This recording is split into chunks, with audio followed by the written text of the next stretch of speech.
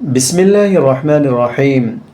হযরত হুযায়ফা রাদিয়াল্লাহু তাআলা আনহু বলেন, নবী করিম সাল্লাল্লাহু আলাইহি ওয়াসাল্লাম যখন কোনো কঠিন সমস্যার সম্মুখীন হইতেন তৎক্ষণাৎ তিনি নামাজে মনোনিবেশ করিতেন। দুররে মাসুর, আবু দাউদ, আহমদ।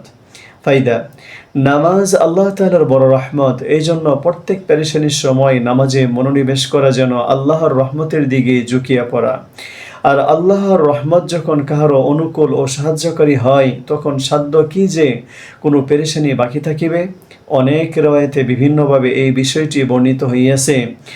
সাহাবায়ে কেরাম রাদিয়াল্লাহু তাআলা আনহুম যারা প্রতিটি কদমে হুজুর সাল্লাল্লাহু আলাইহি ওয়াসাল্লামের অনুসারী ছিলেন তাহাদের ঘটনা বলিতেও ইহা বর্ণিত হইয়াছে।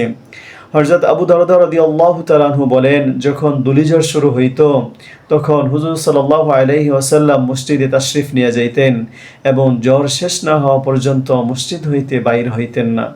এমনিভাবে সূর্য ও চন্দ্রগ্রহণের সময়ও হুজুর সাল্লাল্লাহু আলাইহি ওয়াসাল্লাম নামাজে মনোনিবেশ করিতেন। হযরত শুআয়ব রাদিয়াল্লাহু তাআলা আনহু হুজুর সাল্লাল্লাহু আলাইহি ওয়াসাল্লাম হইতে বর্ণনা করেন যে পূর্ববর্তী আম্বিয়া কেরাম আলাইহিমুস সালামেরও এই অভ্যাস ছিল যে কোনো মুসিবতের সময় তাহারা নামাজে মশগুল হইয়া যাইতেন।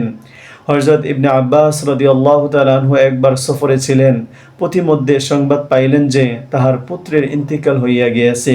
তিনি উট হইতে নামিয়া 2 রাকাত নামাজ আদায় করিলেন। অতঃপর ইন্না লিল্লাহি ওয়া ইন্না ইলাইহি রাজিউন পড়িলেন এবং বলিলেন, আমি তাহাই করিয়াছি যাহা আল্লাহ তাআলা করিতে হুকুম করিয়াছেন। অতঃপর কোরআন পাকের আয়াত তেলাওয়াত করিলেন। ওয়াস্তাঈনু বিস-সাবরি ওয়াস-সালাহ, সূরা বাকারা আয়াত 153।